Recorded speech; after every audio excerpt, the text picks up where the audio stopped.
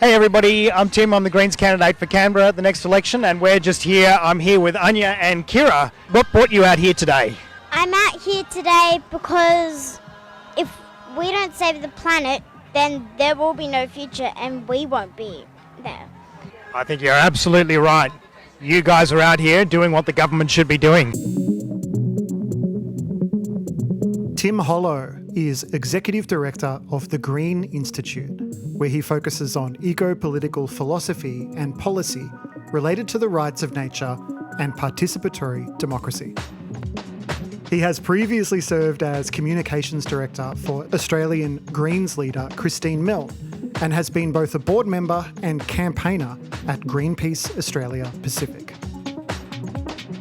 Tim's recent book, Living Democracy, is, in his words, an ecological manifesto.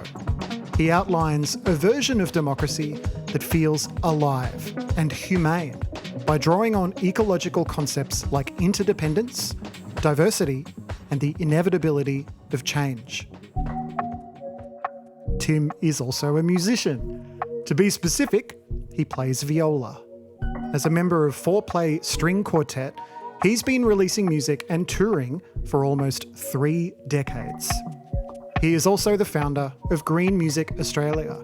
It's an organisation that strives to reduce the environmental impact of the music sector while empowering artists to use their platforms to drive social and cultural change. With faith in democracy feeling particularly low this week, I thought it was good timing to go deep with Tim as someone who is passionate about democracy, climate, and music. Do our politicians care about the arts? How do they think about music or talk about it behind closed doors?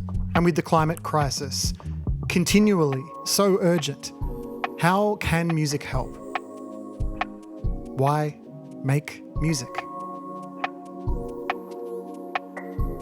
This conversation was recorded in October 2024.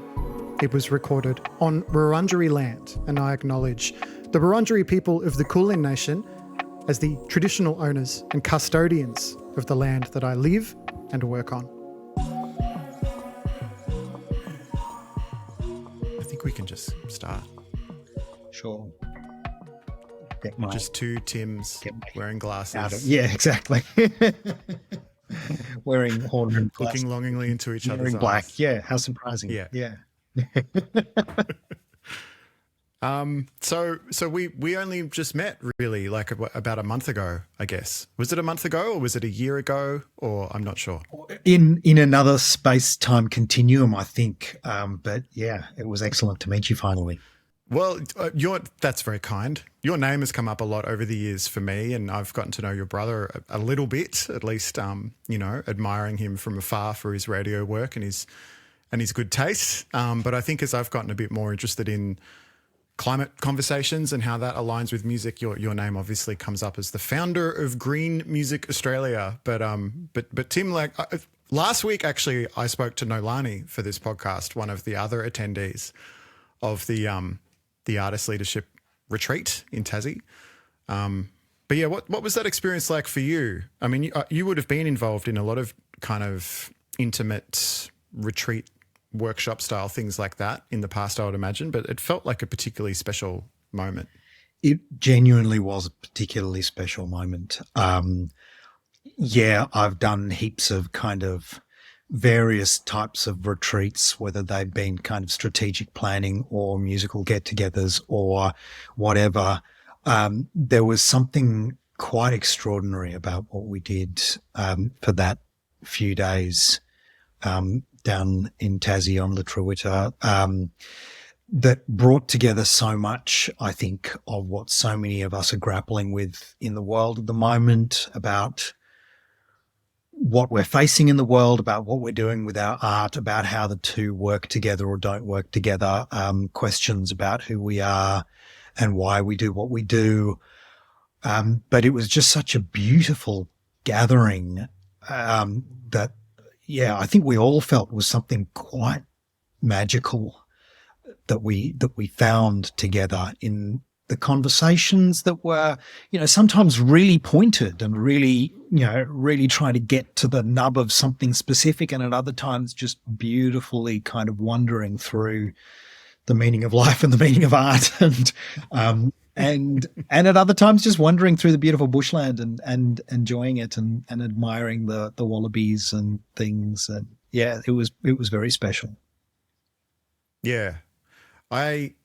One thing I've been thinking a bit about the last few years, I guess, is just this idea that because things have become even more precarious for musicians in particular, or for people who identify as musicians or artists working in music, that's been very much like a one-way vector in terms of that being a thing that is sustainable financially. And even to some degree, I think there's increasingly a feeling among musicians, generalizing a little bit, but a feeling of like, do people really value what we do at all? Like it can lead to quite existential issues, I think, for artists working in music specifically, with the whole thing being so precarious. But bringing everyone together around climate in particular, and giving everybody a common purpose and a common cause. And essentially, yeah, it's something I think, we're going straight into the deep end, which is what I wanted to do with you specifically, Tim, is, this idea that it is cloudy now what the purpose of music is when it is so devalued. Can something like climate advocacy or activism essentially empower a generation of artists who are actually looking for a reason to do what they do? Can those two things combine for good results, both for artists' well-being and for movement and positive change on climate specifically? The short answer I would give is yes, and in so many different directions. I think one of the things that I've often kind of pondered is that art, and possibly music almost more than most other arts, really doesn't work under capitalism. Like it really doesn't go with our economic system. When you ask the question, how do you value art? How do you value what we do? It kind of doesn't make any sense, and it kind of never really has made any sense. And that's why we've always had this disconnect, obviously, between the music scene, the music community, the musicians, and the music industry. And the music industry has always been this incredibly extractive corporate business, which extracts the value out of musicians and out of our fans, our audiences, in exactly the same way that the mining industry extracts the value out of the land and the people who consume what the minerals are turned into. It is an extractive industry. And so this question of how do we value what we do and how do other people value what we do is an incredibly fraught one under capitalism in general, but it's getting more fraught as capitalism is kind of reaching its late stage, its logical conclusion. And that is so tied up in the climate crisis, because they are interestingly, the same kind of process in that way, this extraction of value for profit without any consideration of the impact of what that does. And so to me, can thinking about the climate crisis give musicians more of an understanding of the value of what we're doing at this time of the world?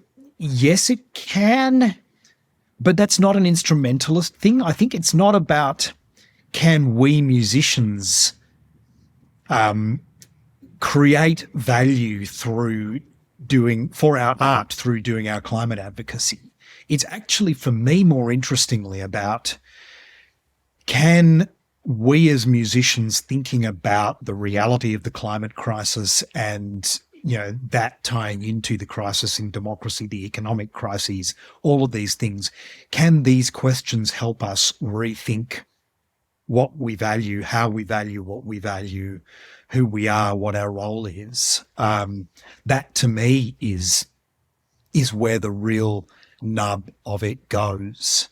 There isn't a path whereby we get more financial value from our work and are more credited and more able to survive because we're doing climate advocacy through our art. I don't think there is that, and I don't think anyone would expect there to be that.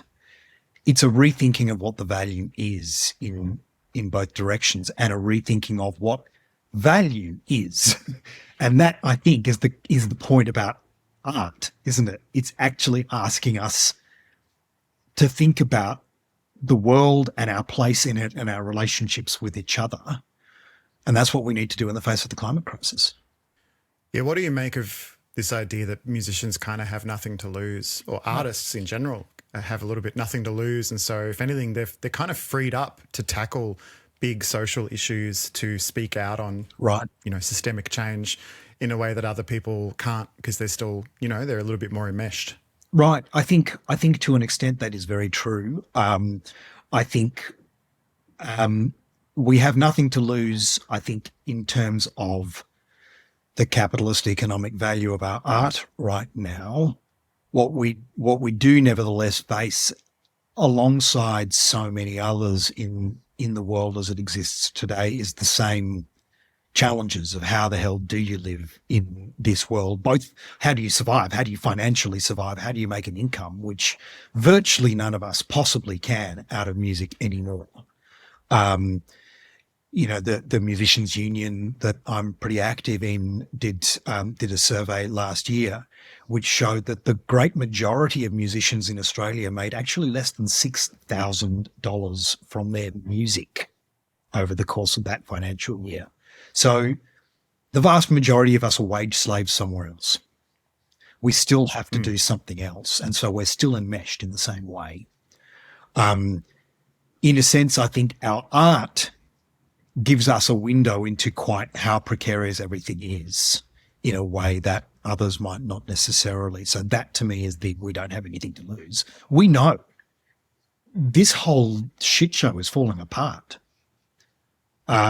And the music scene is right on the edge of that precipice. So we see perhaps more clearly than some who just think, oh, well, that's kind of how it's always been. I'm going to sidestep because we are like deep in the weeds immediately, but I want to actually get to know you a bit and maybe give listeners the chance to do the same. So if we can rewind, I want to do want to hear about the foundation of Green Music Australia and why you did that and how it's evolved. But even going back further, tell me about baby Tim Hollo and the Hollo family. You and your brother are both musicians. You're both members of the FourPlay String Quartet. You play is it fair to say the viola is a maligned instrument? Is that am I being outrageous there, or what's your take on the viola? It's less maligned than it used to be, I think. It used to be maligned, certainly in classical music, as sort of the instrument that people who weren't good enough violinists played. Basically. But that really changed a lot, I think, when I was pretty young and I was a violinist, and then kind of a whole bunch of us started to shift across to the viola because we saw the incredible beauty of the instrument. Baby Tim Hollo. So Tim and Peter Hollo, we're from a family of refugees, Holocaust survivors, and people who'd escaped not just the Holocaust, but then the next series of oppressions, fled from Hungary in 56 on our father's side, and Russian Jews who fled to China and then from China in 57 and came to Australia. And so we kind of grew up in this community, European Jewish community in Sydney, which was a very musical community. It still is, and kind of always has been. There was a deep love of classical music and also of klezmer, Jewish folk music, and all sorts of music around us as children. One of our mother's cousins was a violinist in the Sydney Symphony Orchestra, and Mum sang in the Philharmonia Choir in Sydney. And there was always a lot of music around. We grew up surrounded by music and the love of music and the fine arts. And we also grew up with a whole lot of conversations about politics in the world, particularly our paternal grandfather, I think, kind of really, this is his copy of Marx's Capital sitting behind me. A deep thinking about the world that they had fled from, the world that they had fled to, the role of questions of what is our role in society, living here in a certain amount of privilege, to use our privilege to support everybody else around us, because there's this idea that very much kind of was central to a whole lot of Jewish thinking in the early 20th century through to the mid to late 20th century, that we will never be safe unless everyone is safe. Our safety is tied up with the safety and security of all those around us. So there was this kind of, both music and social change, and the need to use our privilege to support others around us was very much kind of inculcated from a very, very early age. Right. So it wasn't like you went to uni and you joined all the dots. Like, that was already in the family. It was the conversations around the dinner table. It was music, politics, social change, all woven together. It was music and politics and social change. They weren't necessarily integrated, interestingly enough. Right. Yeah. Although there was, there was certainly an awareness of things like, Brecht and Weill and Weimar Cabaret, and kind of the role of music in identity, very, very much the role of kind of klezmer music, identifying and celebrating Jewish culture and things like that. And certainly I was a fan of Brecht and Weill from high school, and certainly did a lot of work in political theatre at university, but it was around. And for me as well, certainly by the time I was hitting late teens, the environment and climate was tying into that very, very closely. By the mid-90s, kind of recognizing that the environmental crisis was also a social crisis, and one that we needed to be very aware of, and seeing that tying into music and art. Yeah. Yeah. So where did your passion for that come from? Or was it a specific band or a moment, or was there something where that kind of clicked? I don't think it was. I'm not quite sure. I do remember that for my HSC, 1993, I actually did part of my assignment for that in music. I did on Martin Wesley Smith's beautiful "Who Killed Cock Robin," which was a lovely contemporary Australian classical music work about poisons and biodiversity and pesticides and how our use of pesticides is destroying our beautiful biodiversity. So in the early 90s. In the early 90s, yeah, it's a magnificent work actually. The wonderful great Martin Wesley Smith. It's worth chasing up. So there was certainly stuff already clicking, and I was also, as well as into kind of classical music and a whole lot of kind of, I plunged deep into The Cure and Depeche Mode and things like that. But I was also a bit of a hippie at heart from a very early age, and so Joni Mitchell and Big Yellow Taxi and the obvious stuff like that was in my consciousness. And then. Yeah, it certainly started to be in my consciousness that there wasn't much art around the climate crisis. But that was probably another 5 to 10 years later that I started to really think about that, which is what started to lead towards the thinking that eventually became Green Music Australia. Before we get to Green Music Australia, where does FourPlay fit into this? Because many of our listeners will be familiar with FourPlay, but for those who aren't, it's an iconic Australian group at this point. Really, can you talk a little bit about how like where did that you guys are all mates, right? Like how long ago did that start? Yeah, well, at uni, 1994, 5, basically. So mates, yes, Peter the cellist is my brother, as mentioned. So we've been playing music together since we were very small children. And essentially where FourPlay started was 4 of us were in the Australian Youth Orchestra in 1994, and playing as a string quartet, earning income, doing weddings, parties, anything, that kind of thing, as a classical string quartet. And just kind of at that time, I don't know, folks who were around may remember the Kronos String Quartet, who are an amazing American contemporary classical group, released an album on which they covered Jimi Hendrix's Purple Haze. And it just blew our mind. And we went, we've got to replicate that. And so we transcribed their cover of Purple Haze and started playing that.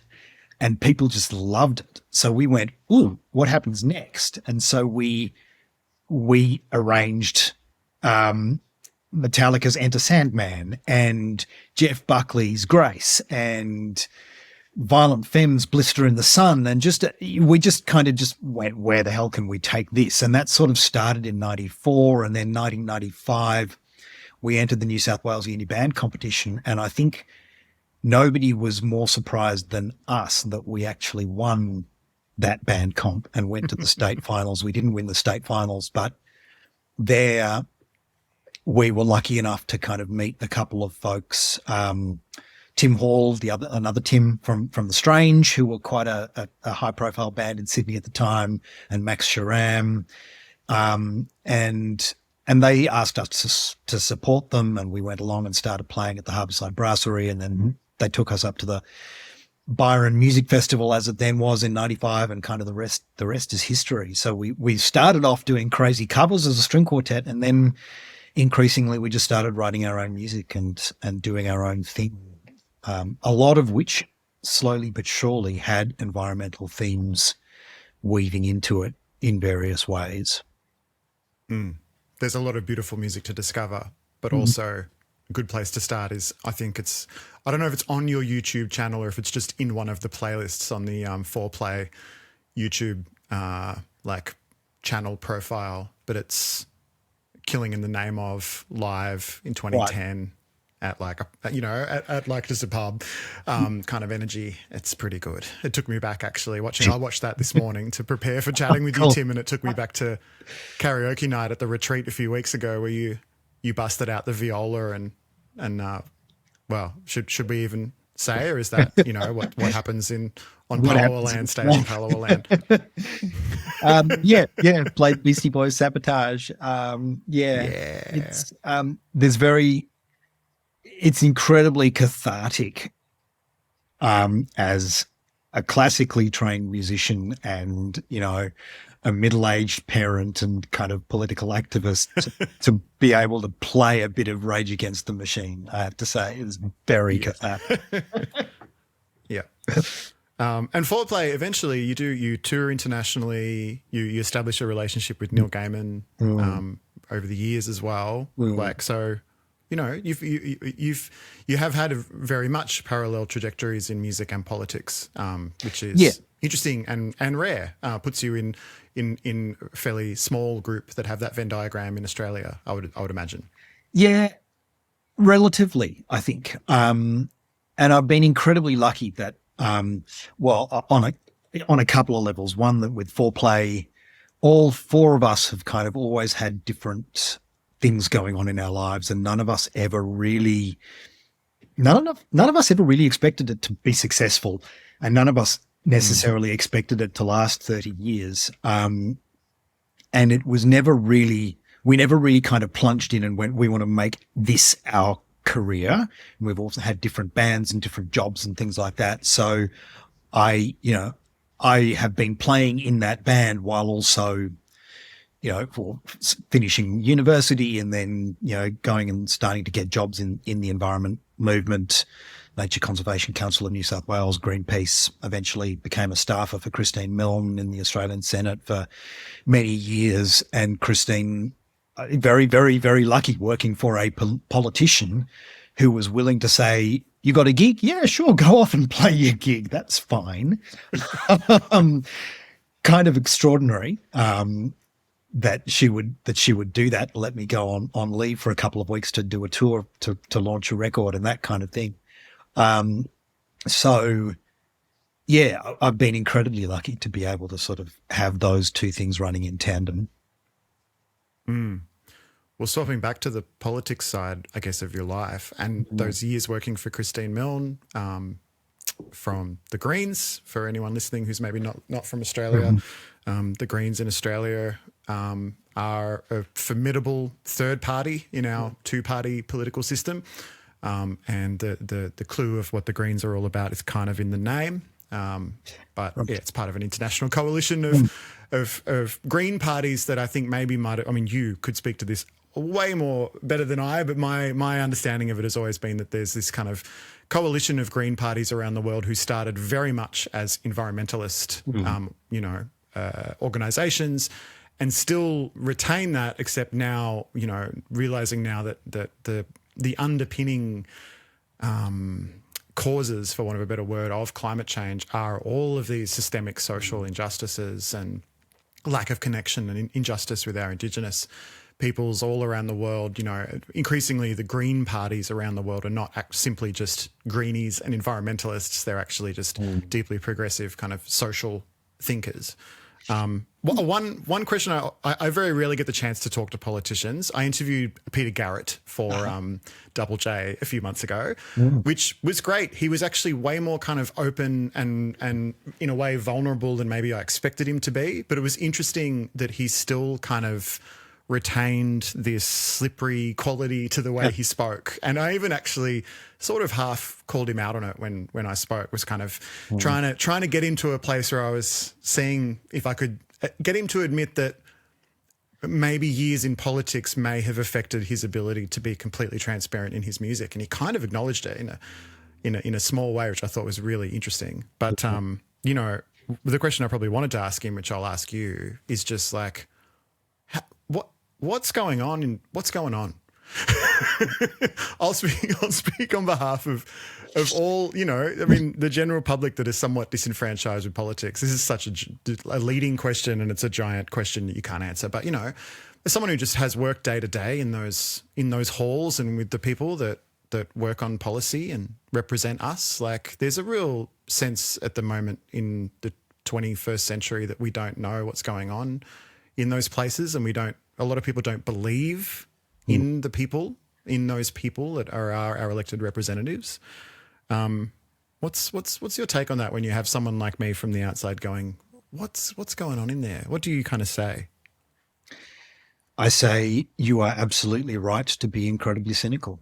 Right. And the system is not broken. The system was designed this way. The system is reaching its logical conclusion. One of my big critiques is that we're told that we live in a democracy, and we're told that this form of democracy is what democracy is, that we get to turn up and vote for people once every few years, then we basically get told to piss off again. We don't have many opportunities to influence what goes on or to find out what goes on. And that is what we are told is democracy. It's not democratic. We have a political system in Australia, which is this really interesting combination of one of the, if not the best electoral system in the world, very, very trustworthy, very, very independent, valuable electoral system, tied to what is a deeply corrupted and deeply unrepresentative and undemocratic politics that goes on. I still believe, in terms of, you say, the people in those seats and that kind of thing, I tend to believe that most people who go into politics do go in with a certain amount of desire to do the right thing in their minds, whatever the right thing in their minds happens to be. And I certainly don't always agree with that. But then they get stuck in this system which has always been kind of designed to keep most people's opinions at bay. If you go back to even Thomas Jefferson and the founding fathers of the USA, on whom a certain amount of our democratic system is based, they were quite explicit that they were setting up a system which was about managing and controlling the desires of the people, not about actually implementing the desires of the people. So it was always set up in this problematic way. But as it's continued and as it's becoming so intertwined with a really problematic capitalist economic system, it's become absolutely sclerotic. Our politics is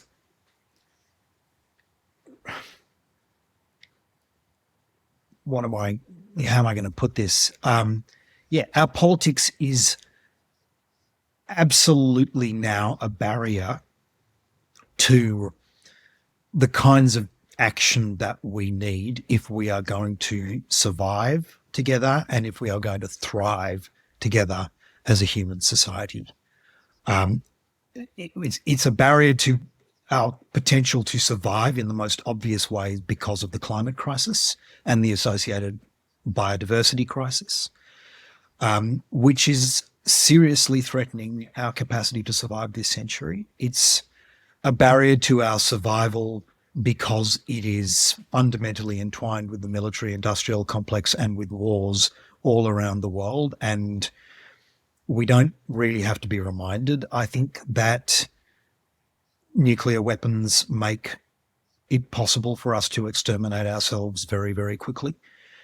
And it's a barrier to our possibility to thrive. If we deal with these kinds of things and we make sure that we can survive, it's so interconnected with our economic system, which is fundamentally extractive, which is about extracting value out of things, out of the earth, out of people, out of each other, and accumulating that in fewer and fewer and fewer hands.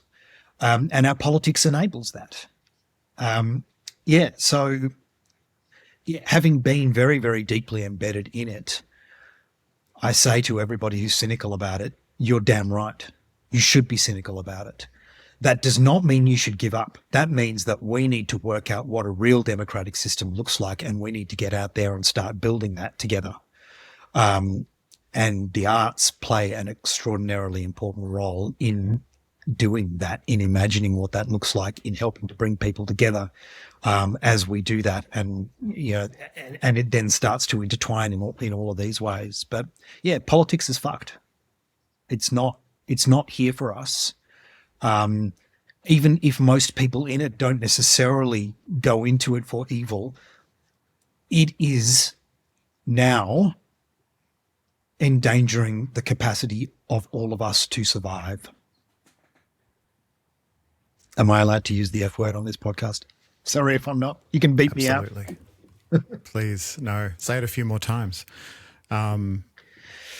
So I'm reading your book, Tim. I still haven't finished it, but I'm reading your book, which is, I'm going to put it here for if you're watching on YouTube, you can see it, Living Democracy, which embarrassingly I bought like a couple of weeks before our retreat in Tasmania. And I think I said to you, I was like, I had to hide the book because I felt embarrassed that you might catch me reading it. But I want to get a little bit into this book actually, because you outlay a bit of a roadmap or a bit of a vision for what how democracy can function and how it can draw from ecological thinking. I want to get to that, but maybe just sticking on like questions I want to ask politicians, well, people who've worked in politics. Music sometimes like can feel like a footnote within a footnote in terms of the priorities of a federal government or a state government. Obviously, they have their culture policies, their creative policies. Australia does have reasonably strong federal and state funding for music in particular and for the arts when compared to other countries. The execution of it is sometimes problematic. I feel like there was a moment at some point during the coalition government where the arts was folded into the Department of Transport and Infrastructure. Does that ring a bell? Something like that. Yeah, yeah, that's right. Bizarre. Where it's all of it became the Department of Transport, Infrastructure, and the Arts, The and arts, it just yeah. if you worked in the arts, it just felt like the biggest backhander. No disrespect to our colleagues working in transport and infrastructure, but we aren't that.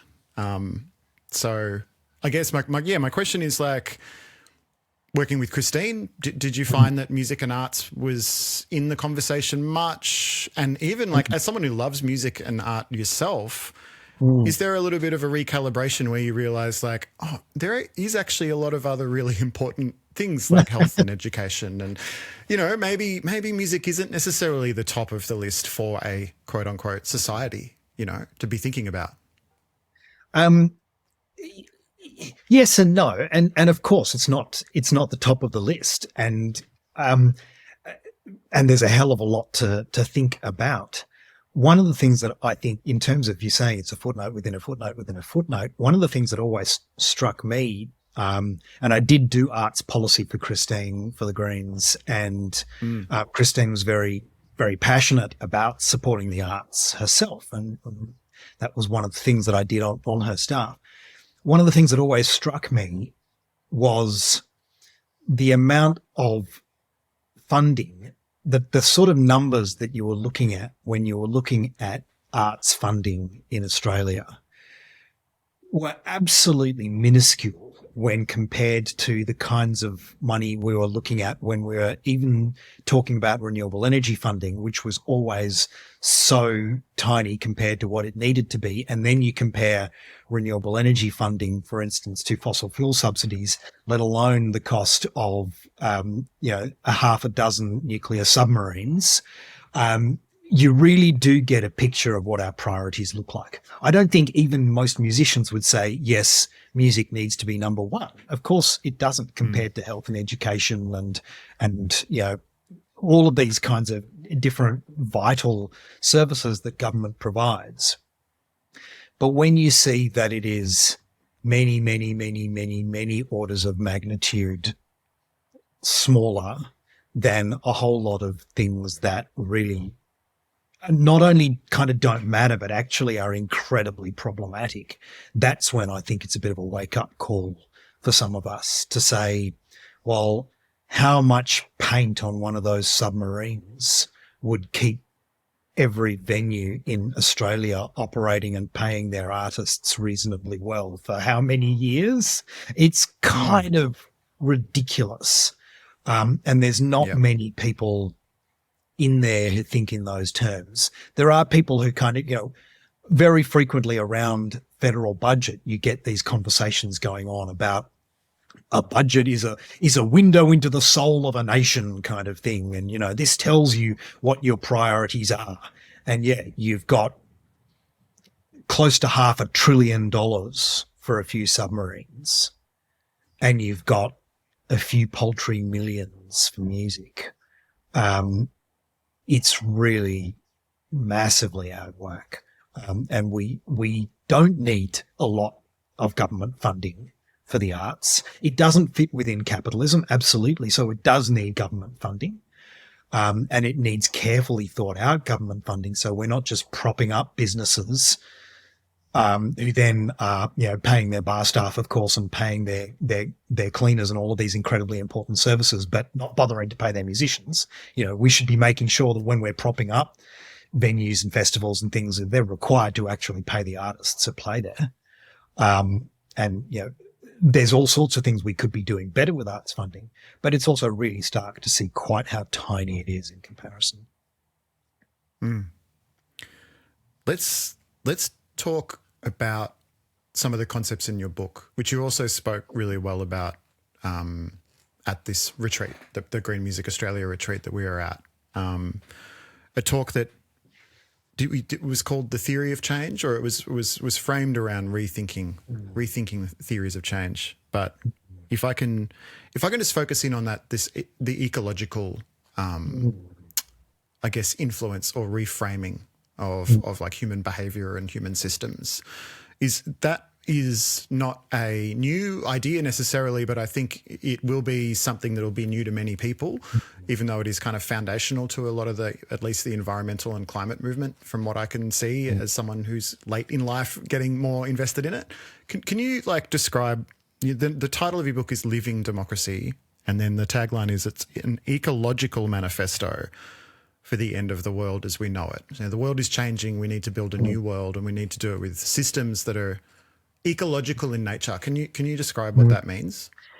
Yeah, sure. And I guess I'd just note that I don't think it is necessarily foundational even to a lot of environmental campaigning or climate campaigning, and it needs to be more so. That's one of the reasons I wrote the book, is that a lot of our campaigning we still do within a system which is a system which I think of as anti-ecological.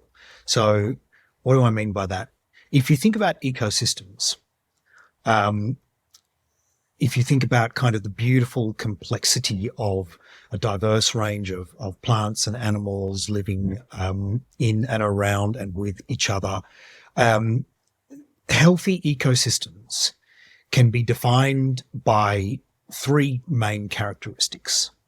They're diverse, they're interdependent, and they're always changing.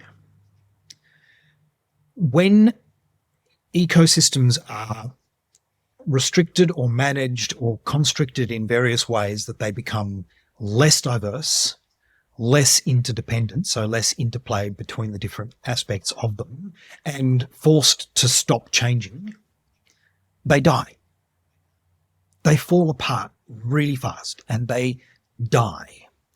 So what has slowly happened in our political and economic systems over the last few thousand years is we've started to have kind of enforced on us by people who've seized coercive power in various ways, these political and economic systems that are anti-ecological, these political and economic systems that erase diversity in various ways. For instance, they require you to act in a particular way, and they reduce the number of players in various parts of, for instance, our elected politics, the number of corporations that control the supply chains.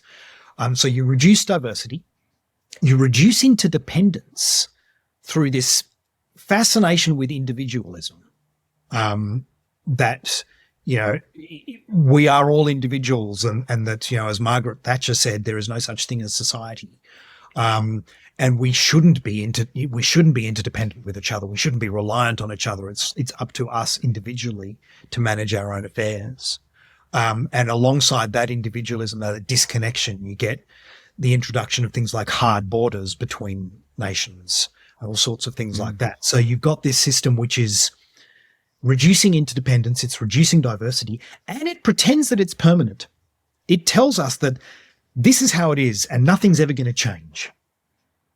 And so between these factors that are what I identify as anti-ecological, we're getting to this point where the ecosystem of our political and economic system is collapsing. We've reached what could be the end of the world if we let it, but needs to be the end of the world as we know it. We have to say, this experiment has gone too far. This experiment has already created untold destruction and misery. We need to create a world which is ecological. We need to recreate and re-embrace the other political systems that have been invented so many times over human history. This wonderful book by David Graeber and David Wingrove, The Dawn of Everything. There's a beautiful line in that where they talk about human history is more full of playful possibilities than any of us ever imagined. There have been so many different ways of human society that have been imagined, that have tended to be, if you look at indigenous societies, if you look at pre-capitalist societies, that have tended to be societies that value interdependence, that value diversity, and that understand that they're always changing. We can do it. We know we can do it. There've been so many models of it, and we need to do it now. That's fundamentally what the book's about. Yeah, it's funny just on that, I think sometimes you'll hear this narrative that the last couple of 100 years have been this explosion of ideas and this incredible diversity of thought. And and that before that it was just thousands of years of like just grey dark ages, just who cares? Like it's a very narrow view of human history, and what's happening to the planet at the moment is sort of revealing more of the truth, which is that everything is much more homogenous maybe than it has been in previous millennia on the planet in terms of human culture.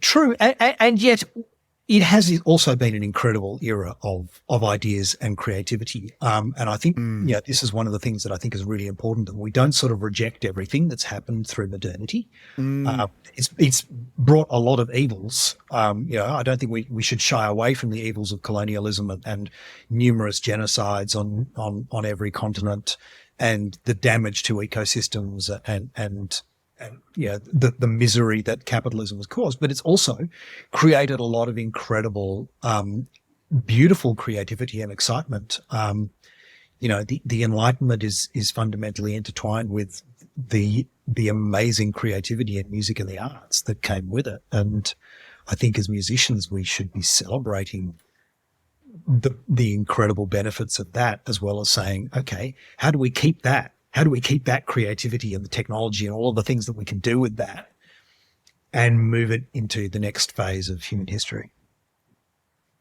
When you talk about the pillars of like ecological systems, or, healthy ecosystems, and you talk about diversity, interdependence, and change, relentless, beautiful change, and the need to just embrace that. The opposites of that, which are homogeneity, individualism, and permanence. Like if you have attempted to be a musician / artist in the last 10 to 15 years, those three anti-ecological pillars are so familiar at a gut level. So like on homogeneity, like Spotify, led by Spotify, but the DSPs, the digital way that we stream music, the real change in behavior and thought around what music is, and now moving into TikTok as well. It's frightening. It's frightening how streamlined the experience of music has become for the majority of people on the planet. And there's more diverse people than ever making music all around the world, but them actually having access to themselves or each other is harder than ever, because the systems are working towards homogenous outcomes. Even if you think about Live Nation and taking over the live music space internationally, the major labels all kind of taking over the means of distribution, buying up all of the independent digital distributors, and even locally, we have like a monolithic music culture around Triple J and big festivals, and these are all homogenous systems or homogenous entities. And then individualism is, to me, the artist narrative in the 21st century, which is a lot of that's around entrepreneurship and this perverted version of DIY, where it's like if as long as you keep promoting yourself, pushing yourself on social media, get your personal brand right, post content, it's so toxic. And then when you talk about permanence, it's like it's funny, like, because I guess I was a teenager or coming out of high school in the Napster era, which really was, however you want to, whatever ethical lens you want to put on piracy and that era of file sharing, it really did feel like the internet had opened up all this possibility. Music wasn't everywhere at that point. It wasn't on YouTube and Spotify. You couldn't just instantly access everything, except all of a sudden, overnight, you could access everything. And there was this really wild explosion, but it was also this sense of like the internet at that time was itself a changeable thing. The pre-Web 2.0, just like anything could happen. All of a sudden, some new thing was going to come in and revolutionize the way, the access we all had to things. It doesn't feel like that anymore. And now we are in this era where it feels quite fatalistic. Like it feels like we will always be Googling things and we will always be listening to music on Spotify.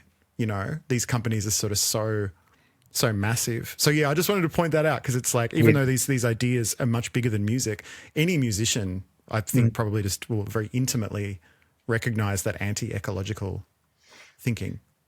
Yeah, absolutely. And I think, you point to the role of the internet in that, and I think it's an incredibly important one. And I talk a little bit about in the book the way the internet, at its point of invention, was this incredible space for connectivity and for creativity and people reinventing stuff and reinventing modes of sharing and being. And, this idea of the commons that has kind of run through history of people working together, not for their personal benefit, but for the benefit of all. The early internet was all about that. And we kind of still see that with Wikipedia and a few spaces like that of people working together to create something which is not for their personal benefit, and open source software and that kind of thing is that process. And music was part of that. Yeah, music and the arts were absolutely part of that incredible sharing economy that grew up in the early days of the internet. And then very, very quickly, capitalism enclosed it and started profiting from it, and then shut down a whole lot of these forms, took control, created monoliths, created monocultures, and have really turned the internet away from its space of creativity into the most effective tool for extracting value out of human beings, and control and seizing it into the smallest number of hands possible that we've ever seen in human history. So if you are an artist or even just a human being, and I would recommend anyone who's curious about this conversation to read this book, first and foremost, Living Democracy.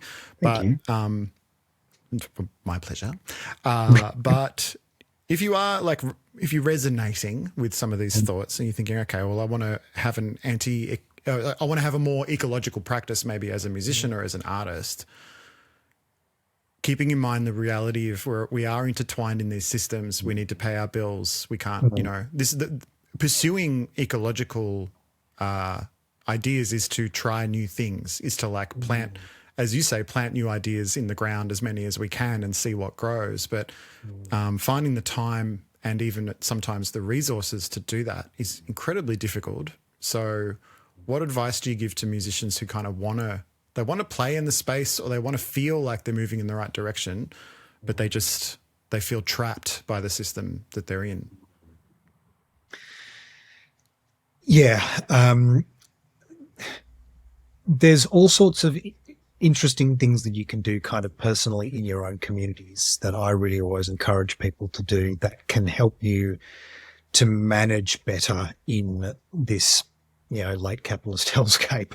There's a whole lot of true sharing economy stuff out there in the world. Buy nothing groups and good karma groups and things like that online where you can get things free. And there's repairing groups that are springing up all around the place, helping each other to fix stuff instead of buying things new. There's some really great, actually, musical and artistic kind of engagements with the sharing and the repairing and the free economy of reversing this culture that we tend to have in the arts of always wearing new clothes and always wearing fancy clothes, of people doing upcycling together. And, one of the great artists who was at our retreat with us, Annie Hamilton, does some beautiful, beautiful clothes design out of recycled materials, and from op shops and things like that. So there's a culture there that is interesting and worth exploring. The stuff that I think is really going to have to come together quite soon, which I think is an ecological approach to the music industry, is particularly as more and more venues shutter, which is happening, post-COVID, sure, but also in the economic crunch that we're getting at the moment.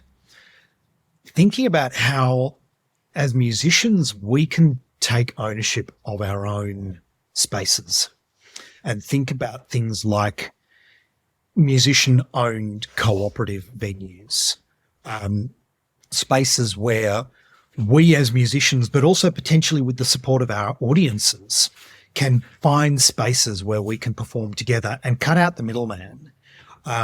you might even have them attached to community gardens where you can actually supply food free to the spaces because people are actually using their labor, their hands in the soil to grow stuff as well. And, these modes of economic participation that are about helping each other. They're about mutual aid. They're about keeping the value where it is instead of this capitalist system which says this is a venue which is owned by Live Nation, which is owned by Saudi Arabian billionaires and a handful of shareholders all around the world that is owning this value, and it's extracting the value out of everybody, the workers, the people who run the venue, the musicians, the punters, everyone, and it's taking the money and running and leaving us with less.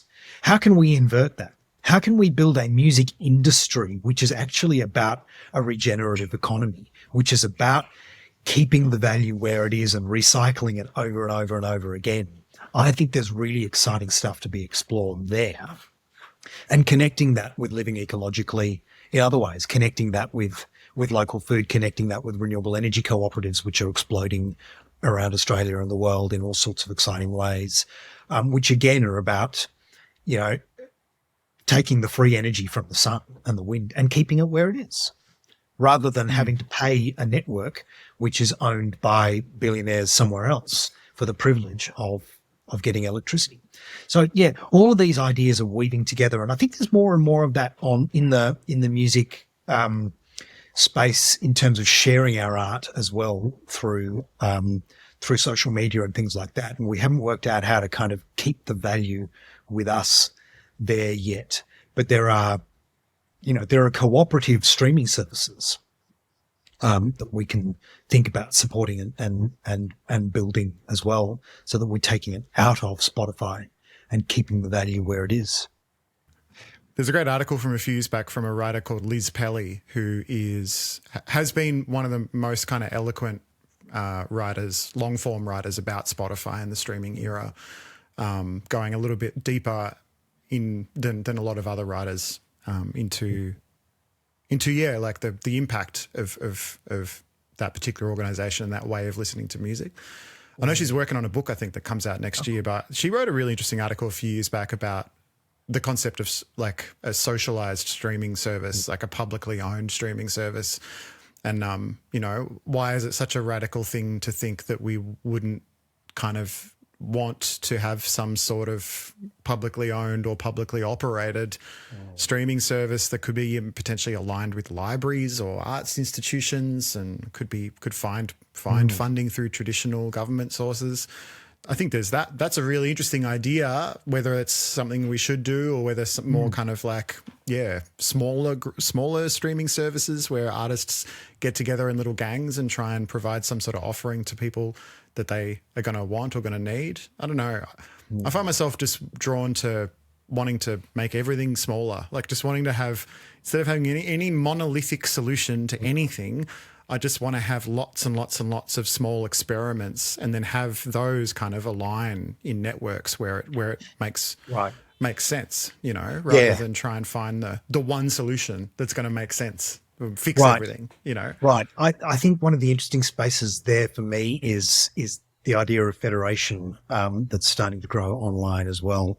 And, the model of kind of political governance that I'm most love is a model called municipal confederalism, where it's kind of small groups co-governing, together, facilitated and linking and networking with other hubs all over the place. So you're not doing this tiny parochial. It's all about the local. You are connecting to each other across the region and around the world. When I finally bit the bullet and ditched Twitter, when Musk bought it, I found myself on Mastodon, which some people may be aware of reasonably quickly. And that is built on a federated model. Mastodon is this idea that you can have all of these networks that are kind of owned by their own communities and run by themselves, but you can connect and federate to all of the others around you. And you can have some which are purely text servers, which are kind of like Twitter. You can have some which are federated with video streaming, which are federated with audio streaming, which are federated with photo sharing services and all that kind of thing. So it is the small, but it's interdependent. It's linked with the big.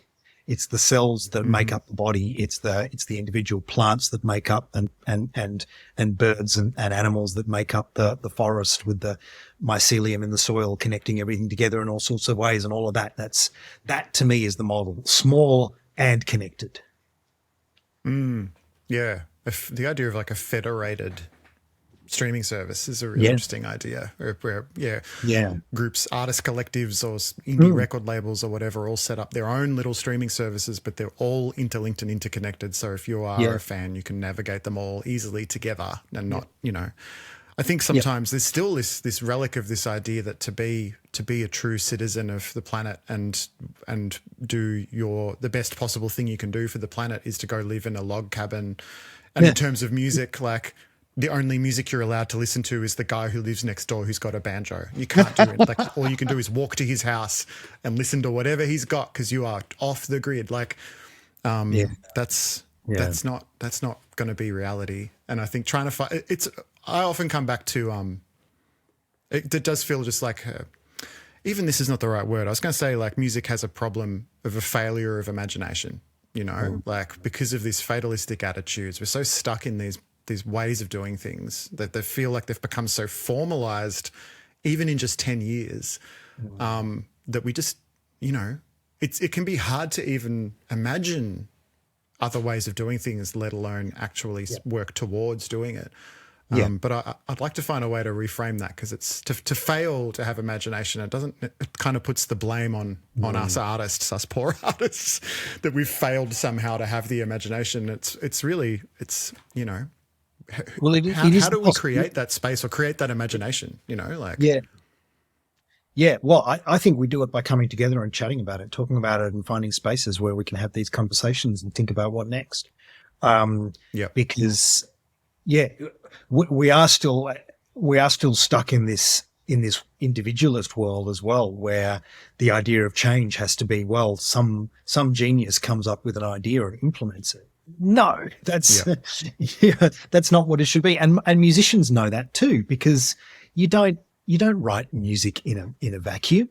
You write music because you've been listening to other people's music and you go, oh, that was interesting. Oh, that was interesting. Oh, I like that. What would happen if I combine these kinds of things? And you don't even do that consciously. You're not actually consciously most of the time lifting things from others. Sometimes you are. That was a really nice chord progression. I'm going to put that in here. We know as musicians that creativity is not an individual pursuit. It's always standing on the shoulders of the people who've come before.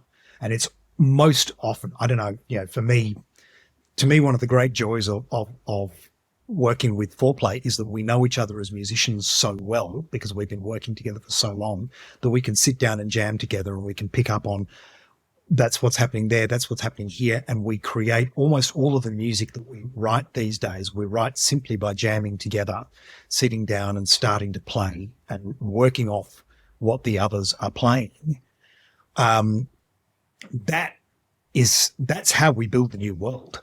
It's practice. That's the other musical metaphor that I keep using. It's practice. Practice is how you get better, and practice is how you learn.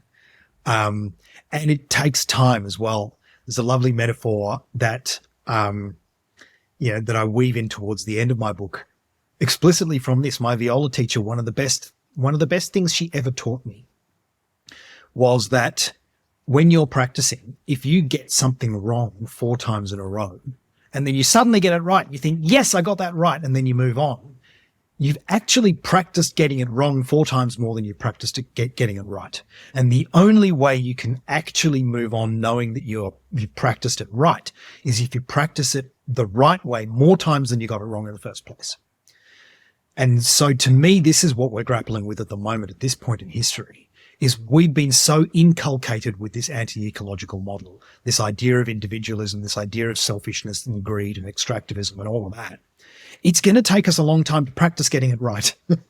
You know, we're going to start now and we're going to make mistakes and we're going to keep making mistakes, but we've got to support each other in doing that practice and learning a better way of doing it and thinking together and working together, and eventually we'll get it right.